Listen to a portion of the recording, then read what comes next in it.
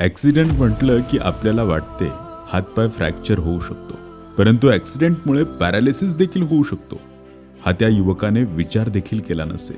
Nashik paralysis सेंटरमध्ये सर्व प्रकारचे पॅरालिसिसचे पेशंट येत असतात, पण आज अपघातामुळे थेट मेंदूला मार लागल्याने मेंदूरोग तज्ज्ञाच्या उपचारानंतर हॉस्पिटलमधून एक युवक नाशिक पॅरालिसिस सेंटरमध्ये दाखल झाला. सुरुवातीला युवकाची हातापायाची हालचाल बंद होती व सर्व कामासाठी त्याला दुसऱ्यावर अवलंबून राहावं लागत होतं.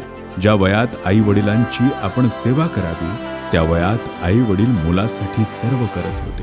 हे फार वेदनादायक होतं. त्यांची एकच अपेक्षा होती, आमचा मुलगा चालला पाहिजे. नाशिक पॅरालिसिस सेंटरमध्ये आले तेव्हा रुग्णाची परिस्थिती फार बिकट होती, परंतु फिजिओथेरपी, आयुर्वेद ट्रीटमेंट, ॲक्युपंक्चर व सर्व स्टाफच्या मेहनतीने तरुण 10 दिवसातच चालू लागला. युवकासह त्याच्या कुटुंबाचा आत्मविश्वास वाढला आणि 20 दिवसानंतर तो पुन्हा पहिल्यासारखं सगळं काही करू लागला. ही कमाल आहे नाशिक पॅरालिसिस सेंटरची. तेव्हा आपणही वाहन चालवताना सांभाळून चालवा.